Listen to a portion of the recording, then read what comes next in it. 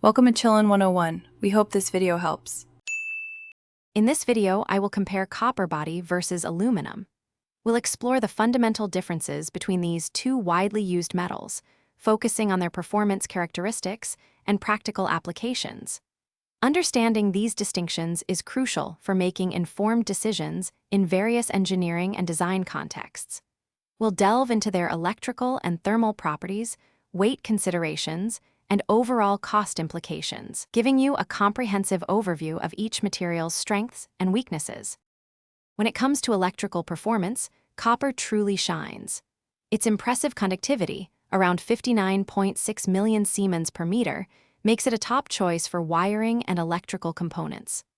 Aluminum, while still a good conductor at about 37.8 million Siemens per meter, requires a larger cross-section to carry the same current. This difference means copper can be more compact, but aluminum offers a significant weight advantage in applications like overhead power lines. Beyond electrical properties, thermal conductivity and weight are key differentiators. Copper boasts a thermal conductivity of about 401 watts per meter Kelvin, making it excellent for heat dissipation in electronics. Aluminum, at around 205 watts per meter Kelvin, is still effective, but less so. Furthermore, copper is approximately 3 times denser than aluminum. This significant weight difference makes aluminum the go-to material for applications where lightness is paramount, such as in aircraft or large heat sinks. Finally, let's consider cost and common applications. Generally, copper is a more expensive material per pound than aluminum, which can significantly influence project budgets.